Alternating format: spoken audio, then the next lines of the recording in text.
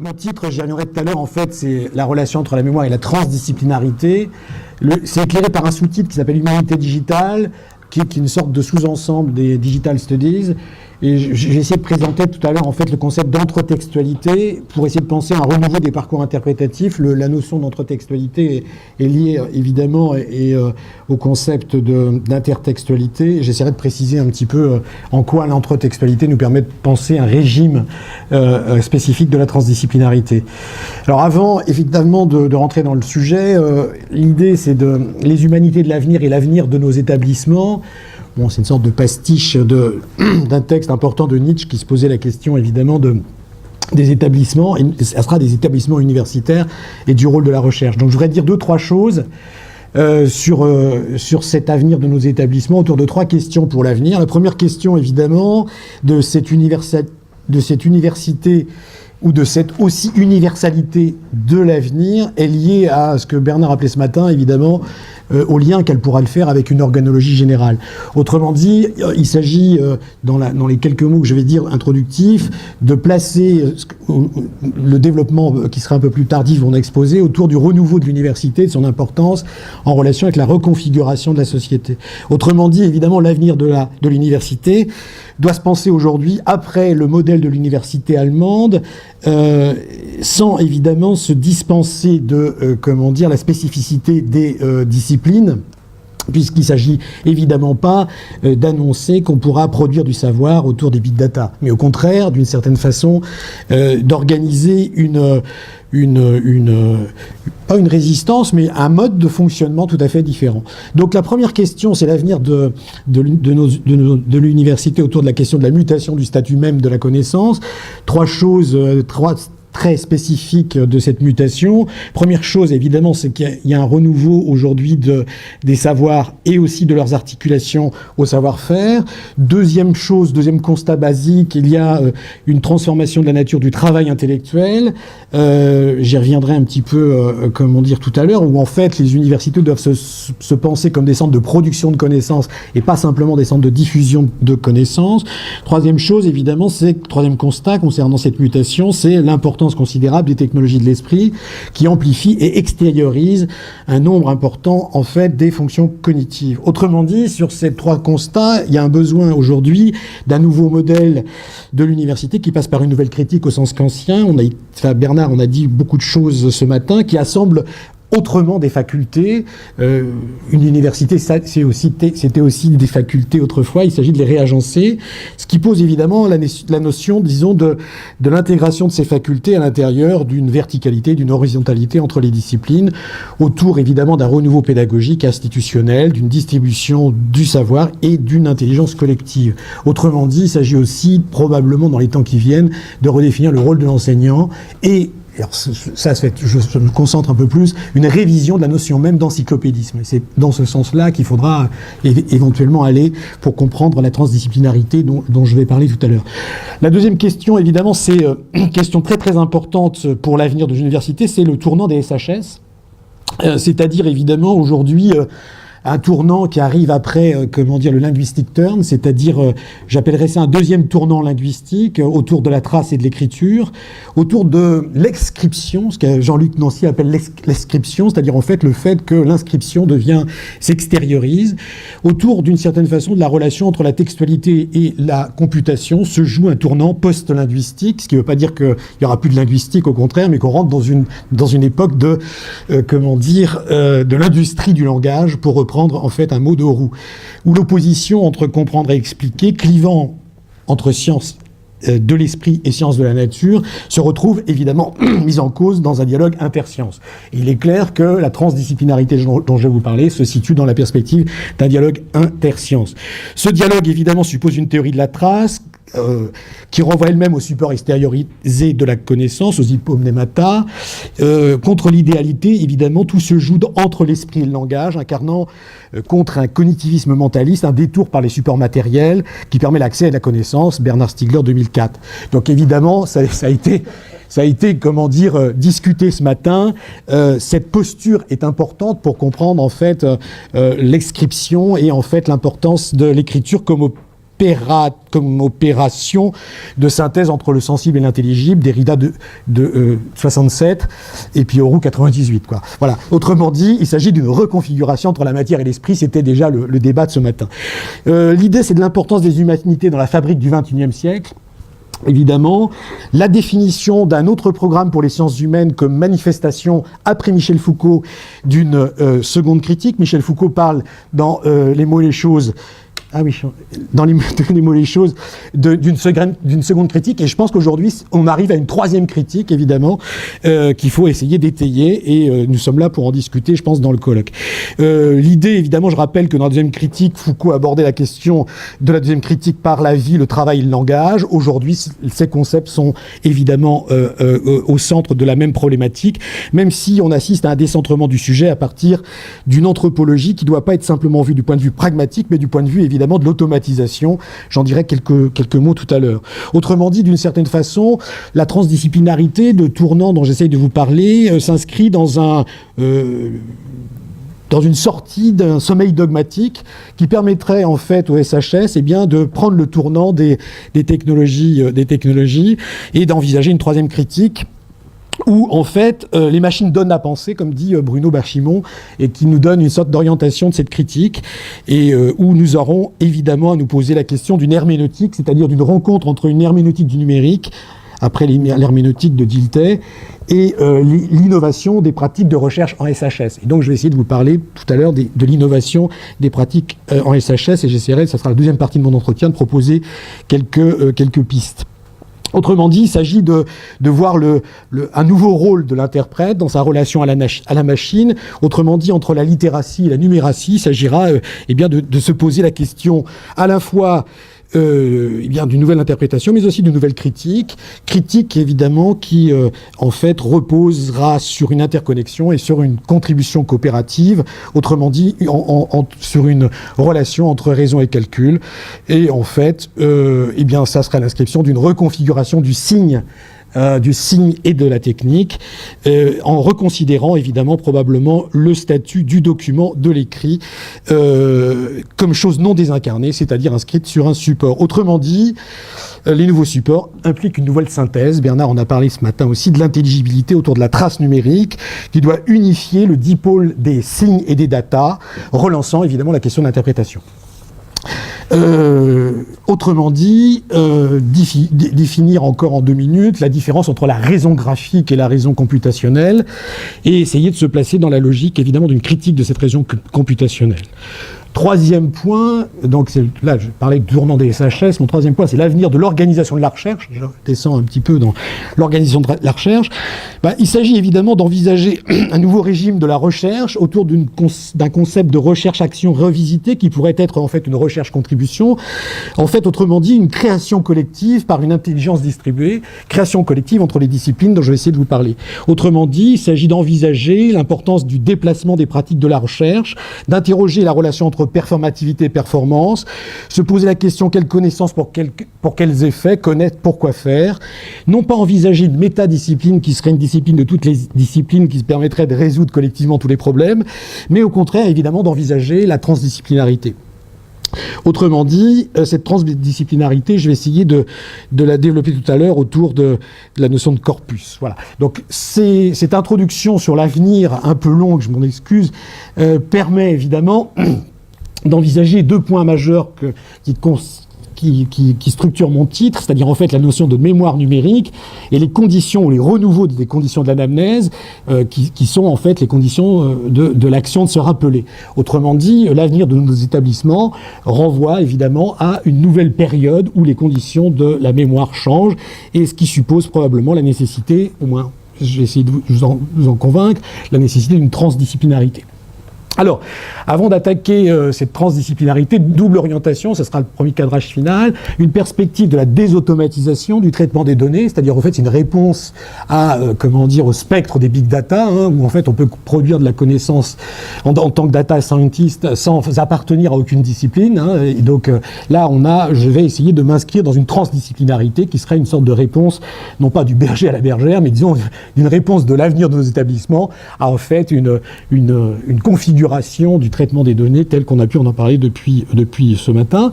L'idée aussi, c'est l'avancée à travers modeste, mais à travers la définition de troisième culture et l'articulation entre une culture humaniste et une culture scientifique. Alors, ces préalables posés, on rentre un peu dans le sujet. L'idée, c'est d'envisager la notion de vérité, et donc plus exactement de régime de vérité autour de l'archive et de la mémoire. Et donc là, je vais dans les pas de Jacques Goudy, quand il écrit que le passage de l'archive orale à l'archive écrite, eh bien, fournit une nouvelle mesure de la vérité, une nouvelle conception de l'archive. Alors, deux choses qui sont très importantes. D'ailleurs, tout à l'heure, en fait, Dominique Cardon parlait de la notion de mesure. Évidemment, là, l'idée, c'est de, il nous a montré d'ailleurs qu'il y a une démesure de cette mesure, en fait, dans la multiplication des mesures. Mais disons, de ne pas lâcher la notion de vérité et de voir qu'en fait, au contraire, cette conception de la vérité est liée à une conception de l'archive. Alors, l'idée, je vais essayer de parler de cette archive, c'est le passage de l'archive écrite à l'archive numérique, ce que je thématiserai dans le slide suivant, entre l'archive statique et l'archive dynamique. Et donc, on rentre dans un nouvel âge de l'archive. Évidemment, on a besoin d'un nouvel archiviste, au sens où Deleuze avait fait un texte, en fait, sur Michel Foucault, sur le travail de Michel Foucault. Alors, je ne prétends pas du tout être à la hauteur de cette affaire-là, mais disons de montrer que le travail de l'archivistique, du nouvel archiviste, est fondamental dans la perspective, évidemment, qui était celle d'une archéologie pour Michel Foucault. Et l'idée, évidemment, je présenterai ça aussi très rapidement tout à l'heure, mais j'avais fait un texte là-dessus, c'est l'idée de penser un devenir de la bibliothèque autour de la mémothèque. J'essaierai de vous en parler en 2 minutes, c'est-à-dire la mémothèque étant en fait un lieu dans une bibliothèque. Alors, très rapidement, une opposition entre l'archive statique et l'archive numérique autour de 5 lois qui permettent de caractériser très très rapidement le statut de l'archive. Une archive, ça se produit selon par strates en fonction de la nature des dimensions de l'activité. Ce qui est évident, c'est qu'avec l'archive numérique, eh bien, il y a une facilité de la production des archives dans toutes les activités. C'est-à-dire qu'en fait, il y a une multiplication de la notion d'archive. Deuxième point important, l'environnement technique conditionne le message de l'archive. L'environnement, disons, naturel de l'archive statique, ça avait été la page puis le livre, qui facilite la concentration. Aujourd'hui, évidemment, c'est l'écran qui formate la longueur des contenus. L'écran étant évidemment l'interface de lecture. Tout à l'heure, je reviendrai sur la notion de l'évolution de la lecture. Troisième loi, la masse d'archives et le temps de consultation exercent une sélection. L'archive statique est plutôt lente, l'archive dynamique est plutôt rapide au niveau de la consultation. C'est des oppositions binaires, mais qui fonctionnent assez bien. Quatrième loi, le temps joue un rôle révélateur dans l'intérêt secondaire de l'archive. Le délai, alors c'est important, ça, l'idée de l'historicité de l'archive, le délai entre le dépôt et sa valeur historique dans l'archive suppose un travail du temps. Le temps est diminué grâce à l'accessibilité facilitée par l'archive numérique, mais mais aussi il peut y avoir la disparition de cette archive numérique et tous les problèmes de conservation que pose cette archive numérique. Autrement dit, 5e loi rapidement, l'archive statique, c'est la relation qui confirme l'opposition de l'objet et du sujet, et on verra d'une certaine façon que dans l'archive dynamique, l'utilisation collective de l'archive peut objectiver un processus d'individuation collective. Et en fait, l'idée tout à l'heure que je vais essayer de développer de transdisciplinarité, ça sera d'envisager des modes d'individuation, évidemment, des disciplines. Alors, deuxième point, donc en fait, une fois qu'on a constaté qu'on est en passage du statut de l'archive, l'idée c'est de montrer, en fait, très très vite comme ça, mais qu'en fait, on peut envisager une nouvelle étape de la bibliothèque que j'appelle la mémothèque. Autrement dit, la bibliothèque est devenue la médiathèque, vous voyez. Et aujourd'hui, une mémothèque. Alors, on a un partenariat avec la bibliothèque de mon université, où en fait, la directrice conservatrice a accepté de faire une petite place à une mémothèque dans notre université. Alors, qu'est-ce que ça veut dire ? Bon, en fait, c'est bien, ça veut dire que c'est un espace dans lequel vont se rencontrer les gens, où il y a un serveur et puis en fait des outils informatiques, mais assez peu. Une mémothèque, qu'est-ce que c'est ? Bon, c'est une relation entre la mémoire, l'heuristique et l'éditorialisation. C'est évidemment la réaffirmation des bases de données et des hyperdocuments, donc des archives dynamiques dont j'ai parlé antérieurement. Ça suppose une heuristique de corpus partagé. Et donc là, l'idée, que je vais revenir tout à l'heure sur la notion de corpus partagé, puisqu'en fait, la transdisciplinarité reposera sur la notion de corpus partagé. Et pour penser les corpus partagés, eh bien, j'avancerai la notion d'entretextualité comme tout à fait différente de l'intertextualité. Et évidemment, ça suppose aussi ce travail dans les mémothèques où on pourra mettre ensemble des gens qui travailleront de manière transdisciplinaire, la notion d'un corpus enrichi et d'une production partagée. Donc là, l'idée d'une mémothèque, c'est un lieu dans une bibliothèque où on peut, disons, travailler à la transdisciplinarité. Alors, ça suppose un redoublement interprétatif. Bernard en a parlé ce matin, l'époqué, c'est-à-dire qu'est-ce que c'est que ce renouvellement interprétatif? Ça veut dire qu'il y a un programme qui interprète, mais alors il interprète dans des conditions qui sont assez limitées, et ensuite il y a aussi une intelligence des chercheurs qui vient de plusieurs disciplines qui vont permettre un travail d'interprétation. Et en fait, il y a une boucle dans ce travail interprétatif qui va correspondre, dans un slide suivant, à l'avènement en fait d'une nouvelle herméneutique. Évidemment, et cette nouvelle herméneutique suppose une littératie se situant au croisement du traitement algorithmique et des parcours interprétatifs disciplinaires dont je vais essayer de parler dans les slides qui viennent. Alors, cette herméneutique, entre guillemets, par commodité, j'essaye d'en la placer très rapidement dans l'ordre de historique. On a d'abord eu une herméneutique philosophique, on peut dire d'ailleurs religieuse avant, mais je n'en parle pas. Une herméneutique philosophique, une herméneutique des sciences de la culture d'Iltai, et une herméneutique transdisciplinaire des humanités digitales. Donc en fait, à chaque fois, il y a une préfiguration des savoirs et une définition des tâches de lecture. Alors, ce qui nous intéresse, en fait, pour nous, c'est d'envisager l'herméneutique du numérique en régime transdisciplinaire autour du croisement de l'informatique, des SHS et des SIC. Et en fait, la nature des tâches de lecture, ça va être comprendre les opérations d'un sens partageable entre au moins deux disciplines par le moyen des corpus numérisés. Donc voilà, je vais essayer de m'acheminer vers ça. Ce qui ne veut pas dire, évidemment, que nous n'avons pas à, nous dispenser des acquis de l'herméneutique des sciences de la culture. Ce matin, Cassirer, on a en parlé de Cassirer.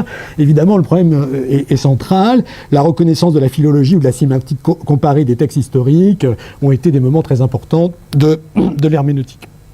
Alors, l'idée, c'est d'envisager la notion un peu plus précisément de régime de vérité et de lecture de l'archive dynamique, autour évidemment d'une caractérisation un peu sommaire, certes, mais des sciences de la nature, des sciences humaines et des humanités digitales. En fait, on peut dire d'une certaine façon que les sciences de la nature, c'est expérimenter et prédire. Sciences humaines, c'est décrire, parfois prescrire, là il y a encore un débat, et en fait les humanités digitales, je dirais, c'est modéliser, problématiser. L'intérêt dans la dernière, je ne vais pas forcément commenter toutes les cases du tableau, mais dans la lecture et les régimes de vérité, la lecture des faits, c'est les sciences de la nature. Dans les sciences humaines, on est plutôt dans une lecture constructiviste, et là en fait l'idée, on va être avec les humanités digitales dans une sorte de lecture croisée entre différentes disciplines. Et en fait, c'est dans ce croisement des disciplines que va se poser peut-être l'avènement d'un régime de vérité qui ne serait pas une vérité dogmatique, comme je l'ai dit tout à l'heure, mais probablement un autre type de vérité. Avant d'arriver au travail un peu plus précis de cette transdisciplinarité, quelques questions sur les humanités digitales et sur les éléments prospectifs, en fait, les questions que rencontrent les humanités digitales aujourd'hui, comme sous-ensemble, je le répète, des digital studies. L'idée, évidemment, c'est le problème des questions, c'est la mémorisation des pratiques de recherche instrumentée, c'est l'idée, en fait, des logiciels, d'avènement des logiciels de transindividuation des disciplines, autrement dit, comment travailler ensemble avec des logiciels qui nous permettraient, en fait, d'améliorer les conditions du dialogue, j'y reviendrai. Envisager évidemment des formes de lecture et d'écriture un peu différentes. Envisager aussi des questions d'ingénierie des métadonnées. Alors les problèmes sont, dans l'ordre, le statut de l'archive dynamique, j'en ai un peu parlé. Les logiciels, c'est l'invention et le perfectionnement des logiciels de transindividuation des disciplines, ce qui supposerait évidemment le développement d'une industrie du logiciel qui n'existe pas forcément encore ou qui est d'une certaine manière assez lointainement positionnée par rapport à un souci pédagogique ou un souci de transdisciplinarité. L'idée, je renvoie pour les problèmes de lecture et d'écriture à ce qu'avait fait Bernard sur le poste de lecture avancée il y a quelques années avec la facilité de la notation. Et l'idée, évidemment, pour l'ingénierie des métadonnées, le problème de la catégorisation et la structuration des documents. Et pour la transdisciplinarité, le problème, évidemment, d'une indexation complexe et partagée des documents. Ce qui veut dire, évidemment, qu'au final, on a un certain nombre d'éléments prospectifs de problèmes qui sont non résolus. Je prétends pas, dans la suite de mon exposé, apporter une résolution à tous ces problèmes. Je les pose un petit peu en vrac.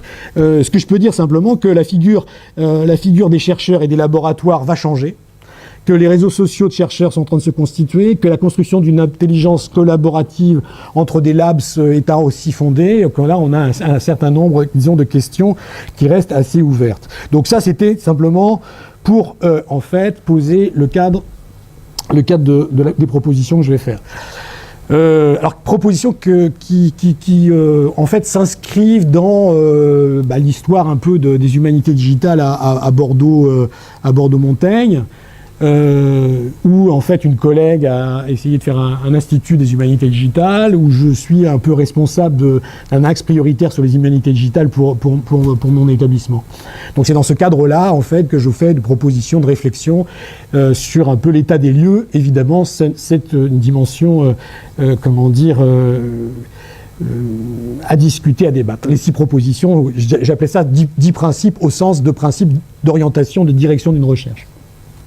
Alors, disons, ces 6 principes, je les liste déjà, hein, en fait. Donc, l'objet, c'est d'une proposition d'un cadre conceptuel et méthodologique reposant sur une ingénierie mettant en œuvre une démarche opérationnelle.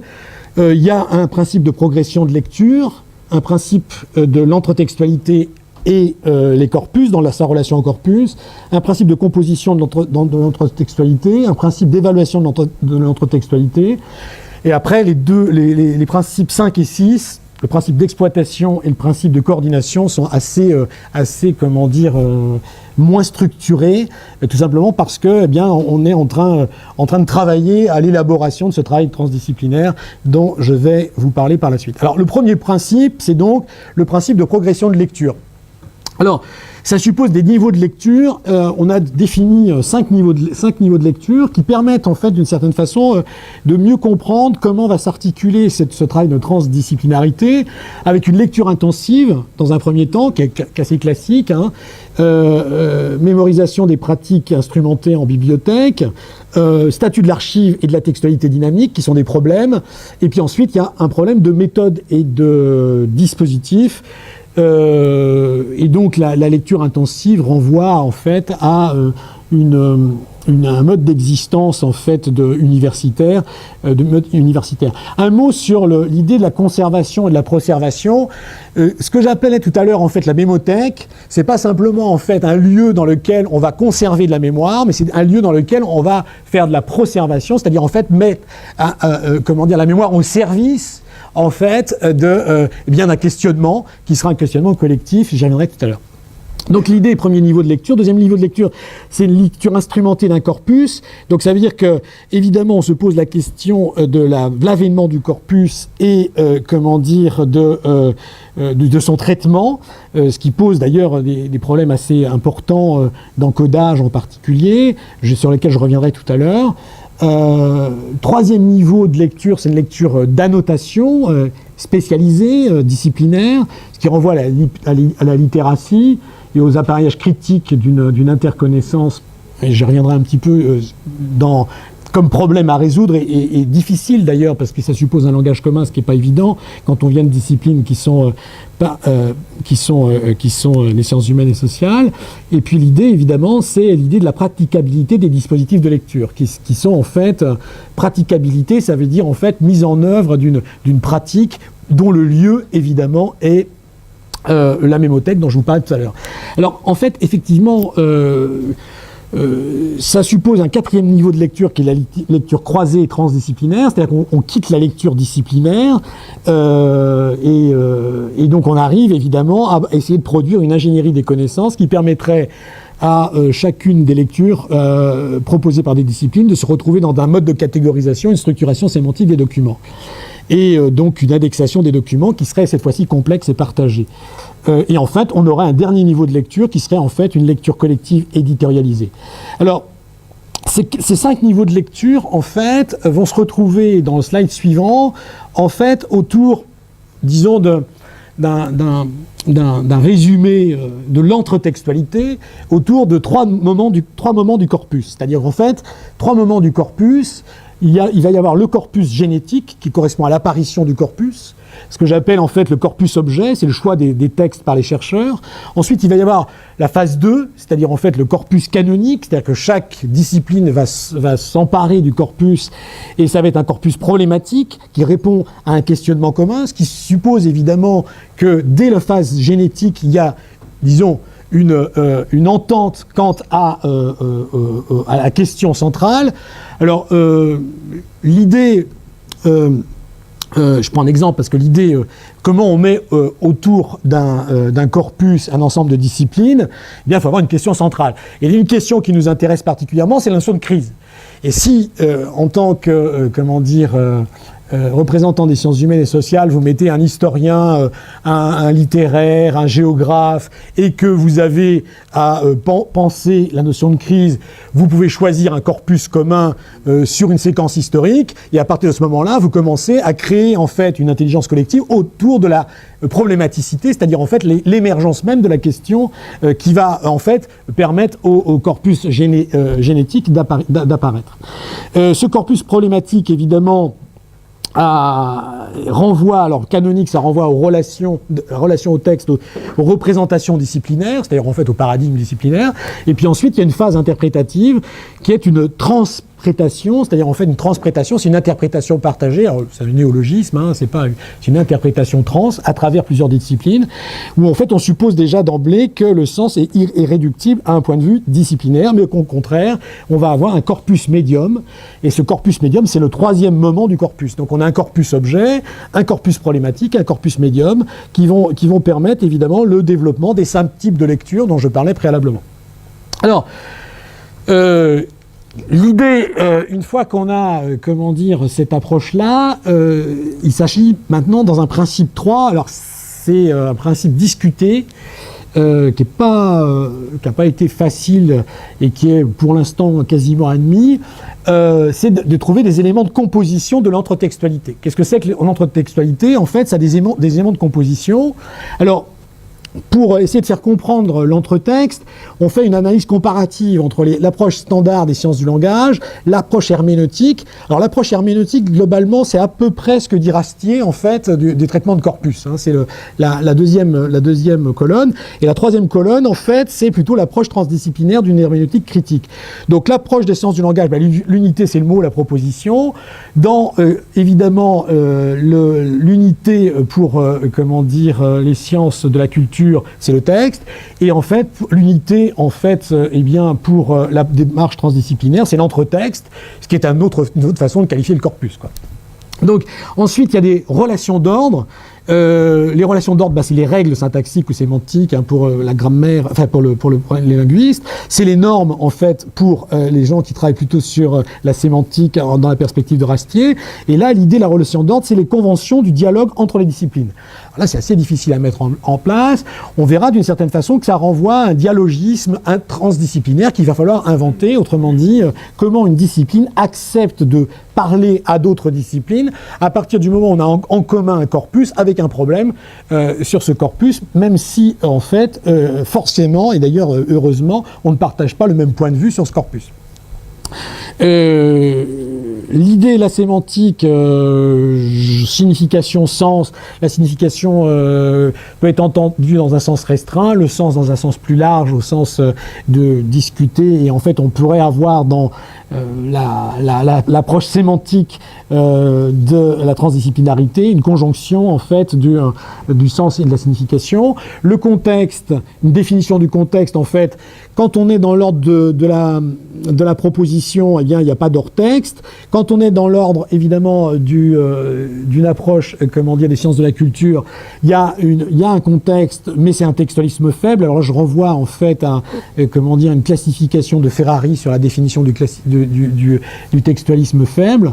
Et là, l'idée, c'est de dire que dans l'évaluation, enfin la participation, ou par la participation, mais la présence du contexte dans l'approche transdisciplinaire, ça suppose un cotexte et un contexte étendu à plusieurs disciplines.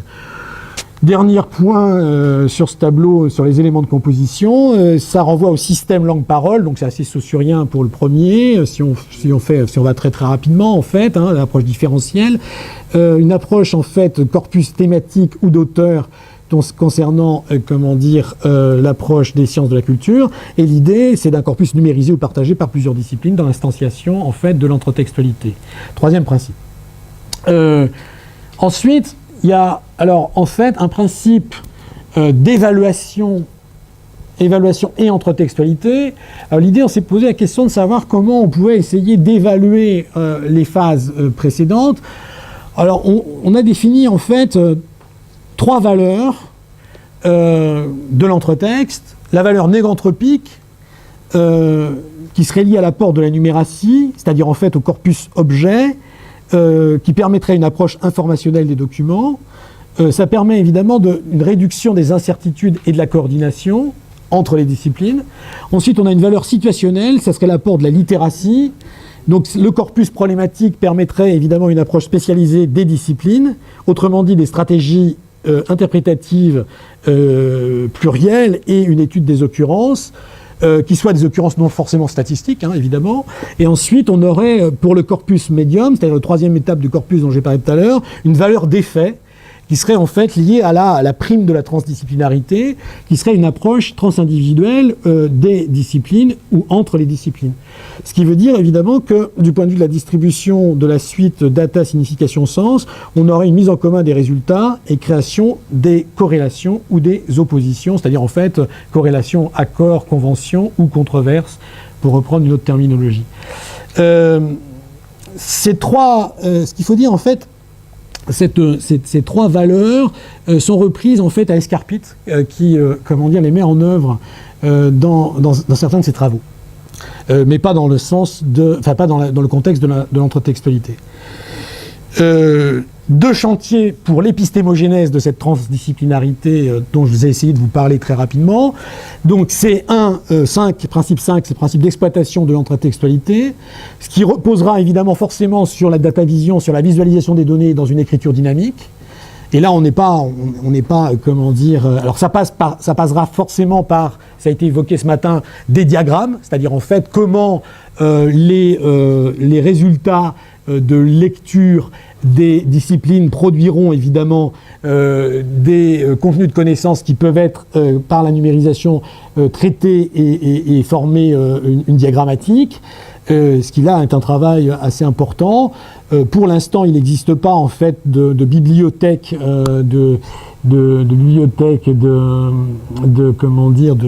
nous permettrait d'avoir, en fonction d'un set de données, ou un type de visualisation à prescrire, mais bon, là, c'est un chantier.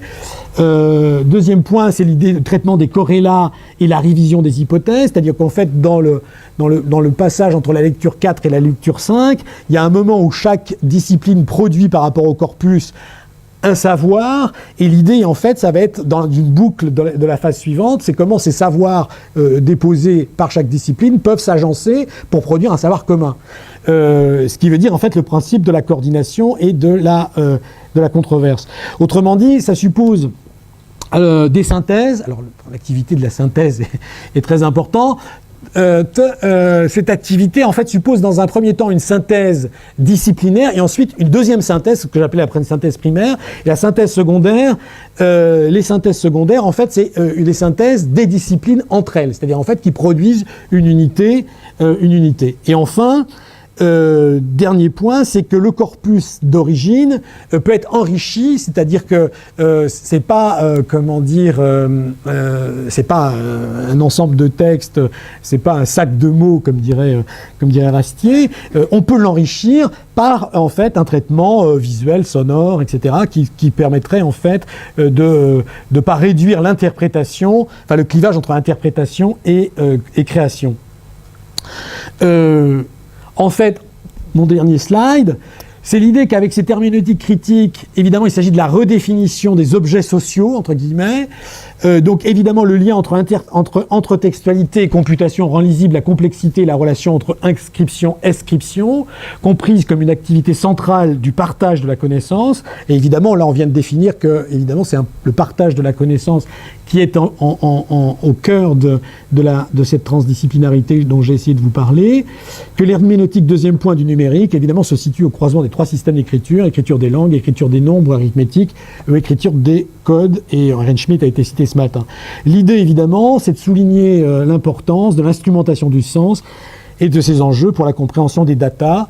Autrement dit, pour finir, si aujourd'hui on ne peut pas envisager une archéologie des sciences humaines qui serait non indépendante d'une prospective, eh bien il va falloir évidemment confronter l'univers du signe à l'univers des datas. Voilà. J'avais